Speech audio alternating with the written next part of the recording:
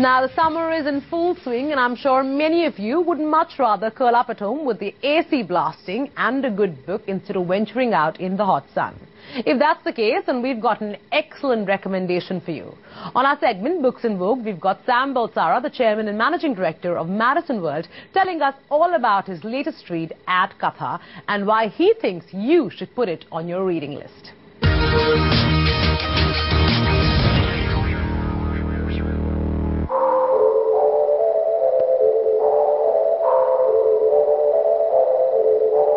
Hi, I'm Sam Balsara from Madison World, and I'm going to talk to you today about a fascinating book that I read recently. It's called Ad Katha.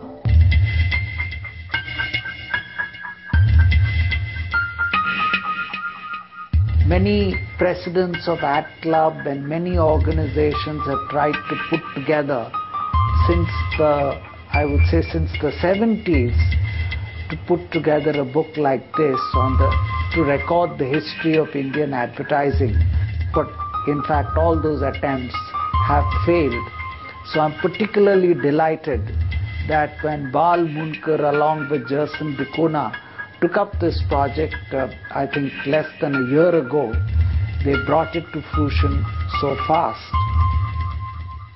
I particularly found the first half of the book very interesting and fascinating, because the first half of the book deals with the real history, and it very nicely dissects it or covers the history over the decades, starting with the pre-50s and then going on to 60s, 70s, 80s, 90s, and then the turn of the century. There's another very interesting section on roles of honor. So you learn about the lives of old-time greats like Peter Fielden, which I think many of today's generation would not even have heard of. He was the CEO of J. Walter Thompson for a long, long time, I believe some 30, 40 years.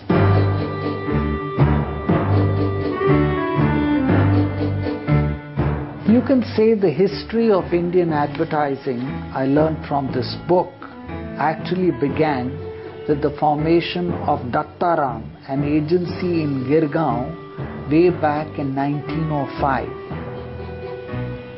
I read that way back in the 1920s, Larry Stronach drove 7,500 miles himself to collect market information, and he prepared India's first market report. An early Palmolive ad caught my fancy, and I'm sure it's bound to raise the hackles of my female friends. It said, "Most men ask, is she pretty? Not, is she clever?"